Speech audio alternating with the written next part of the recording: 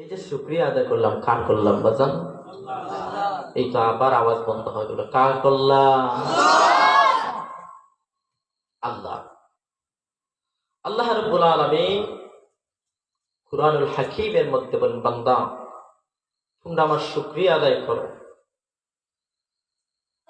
আমার গুণগান গাও, আমার মহত্ব প্রকাশ করো, আমার কাছে চাও, শুকরিয়া আদায় করো। শুকরিয়া আদায় করবা, বাড়াইয়া দিবে খেয়ে। এর জন্য আল্লাহ রাব্বুল আলামিন বলেন, লাইন শাকারতুম লাআযীদান্নাকুম ওয়া লাইন কাফারতুম ইন্না আযাবি লাশাদীদ। আল্লাহু আকবার। লাইন শাকারতুম, আমার শুকরিয়া আদায় করো, লাআযীদান্নাকুম, শুকরিয়া আদায় করবা, আমি আল্লাহ তোমাদেরকে আরো উত্তম বিনিময় বাড়াই দেব। সুবহানাল্লাহ। ওয়া লাইন কাফারতুম, শুকরিয়া আদায় করবা না, অকৃতজ্ঞতার অন্তর্ভুক্তের মধ্যে করে যাবা, শুকরিয়া থেকে বিমুখ থাকবা, তাহলে শুনে রাখো, যারা আল্লাহর শুকরিয়া আদায় করে না তাদেরকে আল্লাহ কেমন কঠিন হুঁশিয়ার বার্তা দিচ্ছেন। ওয়ালা ইন কাফারতুম ইন্না আযাবি লাশাদীদ, যারা আমি আল্লাহর শুকরিয়া আদায় করবে না, আমি আল্লাহ তাদেরকে কঠিন আযাবের মধ্যে পরিণতি করব। আল্লাহ বেশি আযাব দিবেন শুকরিয়া আদায় না করে। এর জন্য আমরা সুস্থ থাকি, অসুস্থ থাকি, সুখে থাকি, দুঃখে থাকি, সব সময় শুকরিয়া আদায় করতে হবে কার? আল্লাহ। আল্লাহ শুকরিয়া, আমরা যতই আমরা কষ্টের মধ্যে পড়ে যাই না কেন, আল্লাহ শুকরিয়া থেকে যেন আমরা বিমুখ না থাকি। শুকরিয়া থেকে বিমুখ থাকবো, আল্লাহ আমাদের প্রতি আরো বেশি বেজার হয়ে যাবে। আল্লাহ মাঝে মধ্যে বান্দাদেরকে কঠিন পরীক্ষার সম্মুখীন করেন। কলিজার টুকরা ভাইয়েরা, কথা বলবেন না। আল্লাহ বান্দাদেরকে কঠিন পরীক্ষার সম্মুখীন করেন, যে বান্দা দেখি আমি আল্লাহর প্রতি কতটুকু মহব্বত নিয়ে দুনিয়ার জমিনে আছে, যে দেখি বান্দা আমি আল্লাহর প্রতি কতটুকু আকৃষ্ট হয়ে আছে। কিন্তু আমাদের সমাজের কিছু মানুষেরা দেখবেন, কিছু কষ্টের সম্মুখীন হয়ে গেলে বলতে চায় যে আল্লাহ কি আমি ছাড়া আর কাউকে দেখে না। এমন মানুষ আছে না নাই? বলি আমি ছাড়া কি আল্লাহর কাউকে দেখে নেই? তুমি বরং আল্লাহর শুকরিয়া আদায় করবা, কেননা আমার আল্লাহ তোমাকে যে স্মরণ করে আল্লাহর পরীক্ষার মধ্যে সম্মুখীন করেছেন, এটাই হলো তোমার জন্য সৌভাগ্য। অন্যজনকে দেখবেন সুখে শান্তিতে চলতেছে, হয়তো তার প্রতি আল্লাহ নারাজ, তাকে সুখে শান্তিতে একটু চলাফেরার আল্লাহ সুযোগ দিয়েছেন, কোন একদিন তাকেও আল্লাহ এইভাবে আঁকড়ে ধরবে। আর এমন ধরা ধরবেন, এক ধরাতে মেডিকেল থেকে সাকরাতের ঘাটে, তারপর মৃত্যুবরণ। এর জন্য আপনার মৃত্যু আসার পূর্বে আপনার জীবনকে আপনি সুন্দর করে সাজাতে হবে। মৃত্যু আসার পূর্বে আপনার পরখানের জন্য আপনি সামানাগুলো তৈরি করে রাখতে হবে। যদি মৃত্যু আসার পূর্বে আপনি সামানাগুলো তৈরি করে না রাখেন, তাহলে এই দুনিয়ার জমিন হলো আপনার জন্য মুসাফিরখানা। কাল কঠিন থেকে কঠিন পরকাল হবে আপনার জন্য চিরস্থায়ী। যদি আল্লাহর প্রিয় বান্দা হিসাবে পরিচিতি এবং স্বীকৃতি লাভ করতে পারেন, আল্লাহ ওয়াদা দিয়েছেন আমার সেই গোলামকে আমি জান্নাতের মেহমান বানাই দেব। আর যদি আল্লাহর গোলামি, দাসত্ব, শুকরিয়া থেকে বিমুখ হয়ে যান, তাহলে আপনার কপালের মধ্যে খারাপই আছে। ঠিক কিনা বলো? এর জন্য এটাই বলতে চাচ্ছিলাম, আপনাদেরকে এটাই বুঝাতে চাচ্ছিলাম, মৃত্যু সবার আছে। একজন আমির বাদশাহ যেভাবে মৃত্যুবরণ করবে, সমাজের নিম্ন স্তরের একজন কৃষক, গরিব মানুষও মৃত্যুবরণ করবে। ঠিক কিনা? না শুধু গরিবরা মরে, বড় লোকরা বেঁচে থাকে? সবাই মরে। কেননা আল্লাহ নিজে কোরআনের মধ্যে বলে দিচ্ছে। সম্মানিত প্রিয় সুধীনত্ব করুন, আল্লাহ রাব্বুল আলামিন কুরআনুল কারীমের মধ্যে ঘোষণা করে দেন, কুল্লু নাফসিন যায়িকাতুল মাউত। আল্লাহু আকবার। কুল্লু নাফসিন যায়িকাতুল মাউত, প্রত্যেক প্রাণী মৃত্যুর স্বাদ গ্রহণ করতে হবে। এই মৃত্যু থেকে কোনো প্রাণী কোনোদিন বেঁচে রেহাই থাকতে পারবে না, ঠিক কিনা? মৃত্যু থেকে কেউ কোনোদিন বেঁচে থাকতে পারবে না। এর জন্য আমি বলতে চাই, এক আল্লাহকে নিয়ে বিভিন্ন ধর্মের বিভিন্ন মত অভিমত আছে, ঠিক কিনা?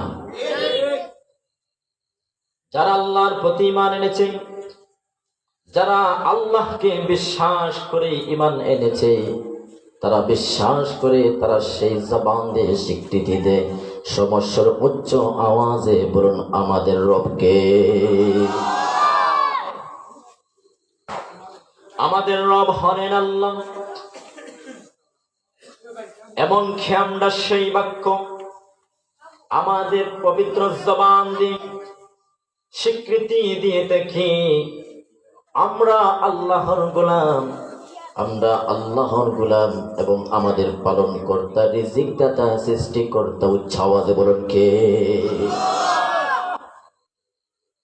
সেই আল্লাহ আপনাকে আমাকে সবকিছু দিয়েছেন, আর কেমন করে আমরা নিমক হারামি করি, কেমন থেকে আল্লাহ শুকরিয়া থেকে আমরা বিমুখ হয়ে যাই। এর জন্য সম্মানিত প্রিয় সুধী কথা বলতে চেয়েছিলাম, প্রত্যেক ধর্মের আল্লাহ নিয়ে দ্বিমত অভিমত থাকে। মুসলমান যাতে আল্লাহ বলে বিশ্বাস করেন, আর অন্যান্য ধর্ম কেউ বলে এক আল্লাহ, কেউ বলে 100 আল্লাহ, এমন ধর্ম আছে না নাই? আওয়াজ করেন, উচ্চ আওয়াজে বলেন আছে না নাই? কিন্তু আল্লাহকে নিয়ে বিভিন্ন ধর্মের মত অভিমত আছে, কিন্তু প্রত্যেক ধর্মের মানুষকে গিয়ে আপনি জিজ্ঞেস করুন, আপনি কি মৃত্যুকে বিশ্বাস করেন? কোন ধর্ম কোনদিন সেটাকে অস্বীকার করতে পারবে না। প্রত্যেক ধর্মেই স্বীকার করবে এই দুনিয়ার জমিন থেকে একদিন বিদায় নিয়ে নিতে হবে, ঠিক কিনা বলো? প্রত্যেক ধর্মেই স্বীকৃতি দিবে। না হিন্দু মরে না? কথা কোন? হিন্দু মানুষেরা মরে না? খ্রিস্টান, ইহুদি, সবাই সবাই জানে এই দুনিয়ার জমিন থেকে সবাইকে একদিন চলে যেতে হবে। এই দুনিয়ার জমিনে চিরস্থায়ী কেউ থাকতে পারবে না। আম্বিয়া আলাইহিস সালাতু সালামগণ পর্যন্ত থাকতে পারেন নাই।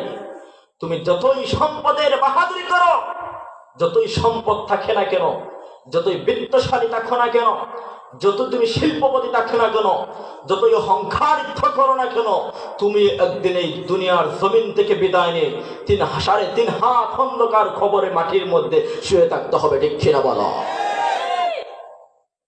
কিসের জন্য আমরা বড়াই করি? কিসের জন্য? এর জন্য সম্মানিত প্রিয় সুধী লক্ষ্য করুন, এই দুনিয়ার জমিন হল আপনার জন্য পরীক্ষার কেন্দ্র। আপনার আমার সন্তান সন্ততি মাদ্রাসায় লেখাপড়া করে, স্কুল ইউনিভার্সিটির মধ্যে লেখাপড়া করে, কোনদিন কি দেখেছেন কোন প্রতিষ্ঠান থেকে পরীক্ষার আগ মুহূর্তে কোন প্রশ্ন পাশ করে দেওয়া হয়? প্রশ্ন দিলেই তো নকল হয়ে গেল। প্রশ্ন দেওয়া হয় না। প্রশ্ন দিলে তো অটোমেটিকলি ফাঁস করে ফেলবে, অটো ফাঁস, ঠিক কিনা? এর জন্য প্রশ্ন দেওয়া হয় না। পরীক্ষার কেন্দ্রে সময় নির্ধারিতর মধ্যে প্রশ্ন দেওয়া হয়। কিন্তু আপনার আমার রহমানুর রহিম দয়ার আল্লাহ আমাদেরকে দুনিয়ার জমির সৃষ্টির পর থেকে আমাদেরকে কোরআন দিয়ে ইশারা করে দিচ্ছেন, গোলাম আমার, দুনিয়ার জমিনকে তুমি সুন্দর করে আমলে নিয়তে সুন্দর করে জীবন যাপন করো। তোমার যদি দুনিয়ার জমিন সুন্দর থাকে, তোমার যদি দুনিয়ার জমিন আমি আল্লাহর গোলামের মধ্যে নিমজ্জিত থেকে থেকে আমল ইমানের সহিত কবরে চলে যেতে পারো, আমি আল্লাহ ঘোষণা করে দিচ্ছি, আমি আল্লাহ তুমি গোলামকে জান্নাতের মেহমান বানাই দেব। আল্লাহ আমাদেরকে শিখাই দিচ্ছে বিভিন্ন জায়গায় বিভিন্ন আয়াতের মধ্যে, কিন্তু আমরা তারপরও বুঝি না। আমরা সবকিছু বুঝি, সেটা বুঝি না। আল্লাহ যে আমাদেরকে রাস্তা দেখাই দিচ্ছেন যে আমার গোলামের মধ্যে নিমজ্জিত থাকো, সেটা আমরা বুঝি না। কেন বুঝি না? শয়তান মামু আমাদেরকে নাড়াচড়া করে, ঠিক কিনা বলো? এর জন্য বুঝতে হবে, বিশ্বাস করে নিতে হবে, দুনিয়ার জমিন থেকে চির বিদায় হয়ে যাবা, আমল ভালো থাকবে, পরকালের প্রথম মঞ্জিল হলো কবর। সেই কবর থেকে আপনাকে আল্লাহ সুখ দিয়ে ভরপুর করে দিয়ে একদম হাসর পর্যন্ত হিসাব নিকাশ করে আল্লাহ তোমাকে জান্নাতের মধ্যে ঢুকাই দিল। সুবহানাল্লাহ। আর যদি খবরের মধ্যে ধরাবান্ধা পড়ে যান, তাহলে বুঝতেই হবে আপনার পরবর্তী ঘাটগুলো কঠিন আছে। এর জন্য সবাইকে মরতে হবে, সবাই খবরে যেতে হবে। সম্মানিত প্রিয় সুধী লক্ষ্য করুন, আমরা সবাই যখন মৃত্যুবরণ করব, সময় সংক্ষিপ্ত, খুব দ্রুত কথা বলবো।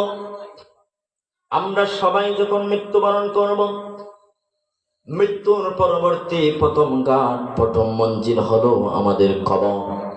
সেই কবর থেকে আমাদের হিসাব নিকাশ শুরু হবে। কবরের সরঞ্জাম গুলা যদি আমরা সুন্দরভাবে আল্লাহর কাছে আমরা বলতে পারি, ফেরেশতার মাধ্যমে যদি আমরা সরঞ্জাম গুলা দিতে পারি, আল্লাহ ঘোষণা করে দিন, আমার সেই গোলামকে আমি আল্লাহ কবরের মধ্যে জান্নাতের পোশাক পরাইয়া দেব, আমার বান্দার কবরকে জান্নাতের বিছানা বিছাইয়া দেব। সুবহানাল্লাহ। খবরের মধ্যে যদি সরঞ্জাম দিতে পারেন না, তাহলে আপনার এখান থেকে জাহান্নামের কঠিন আযাব শুরু হয়ে যাবে।